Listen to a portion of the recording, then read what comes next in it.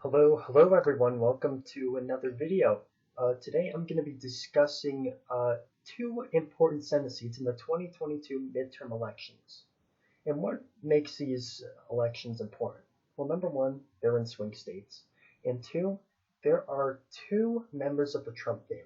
Yes, two members of the Trump family who have the potential and have been rumored to consider running for these Senate positions.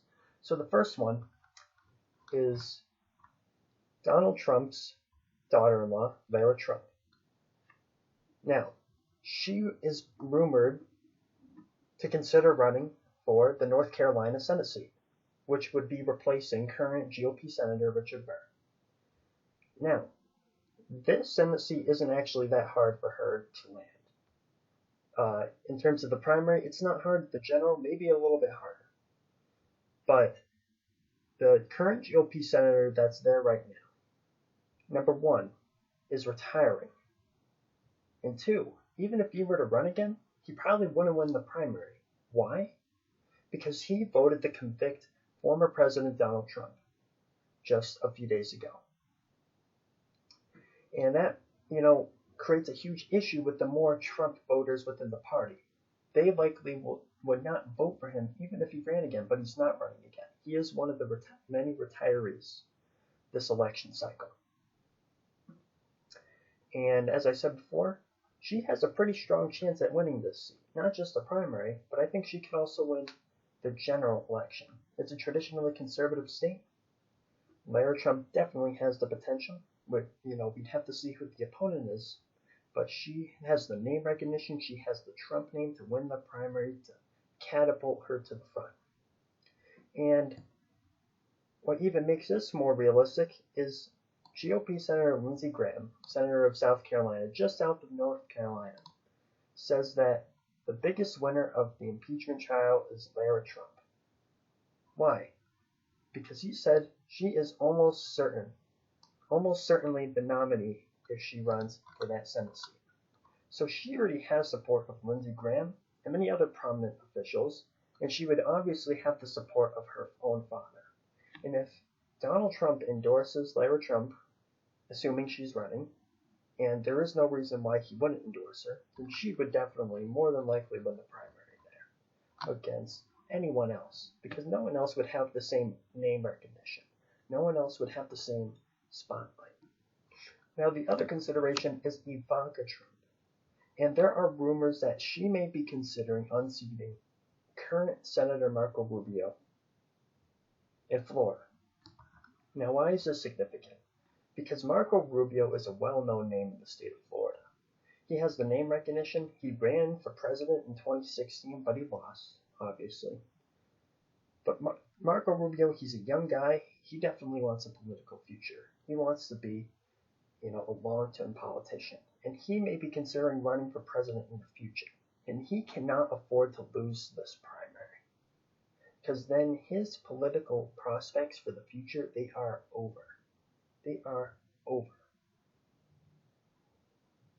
So, if Ivanka Trump decides to run against him, I think this would be a little bit rougher. One, she's challenging an incumbent. Two, Marco Rubio has wide name recognition, and he is able to appeal to both the establishment Republicans and even partly the Trump voters of the party.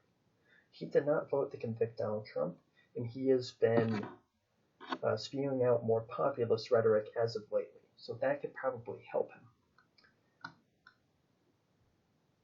And according to this analysis by Tim Corso, the voters are more likely to pick Rubio over Ivanka Trump, potentially, according to this journalist, Martin Munn. Says here, Trump's daughter has name recognition, wealth, business expertise, stage presence, and yada yada yada. But she has nothing new to bring to the table, which definitely is true. The Trumps don't really differ that much on policy initiative from these other Republican senators. Maybe they have a different social status, but that doesn't mean that they differ in policy. And it would be up to the Republicans in the state of Florida to decide, do they want what they got? Do they want to stick with what they have? Or do they want to shake it up a little bit? Do they want to change? And that's definitely something important to consider in this potential primary matchup, if it happens. And, if Ivanka Trump runs, then I am assuming that Trump is going to endorse her own daughter. He's not going to endorse Marco Rubio, of course her daughter. And that would be a real test to see if Donald Trump still has a hold over the party. Do I definitely think that Ivanka Trump has a chance? Yeah, she does. She has more than a chance to win this thing. She's pretty well positioned.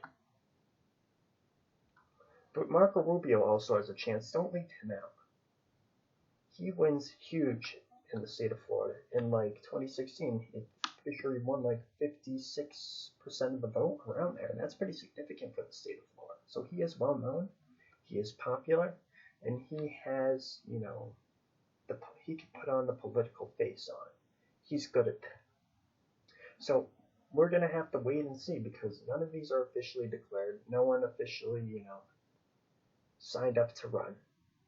But this is definitely something that we all should consider. Does the Trump family still have influence? And if they run, will the Republicans accept them again? Consider that moving forward. So I'd like to thank everyone for watching. Don't forget to comment, like, subscribe, share this video with everyone you know, so that everyone you know can continue to get good quality news and good quality political analysis.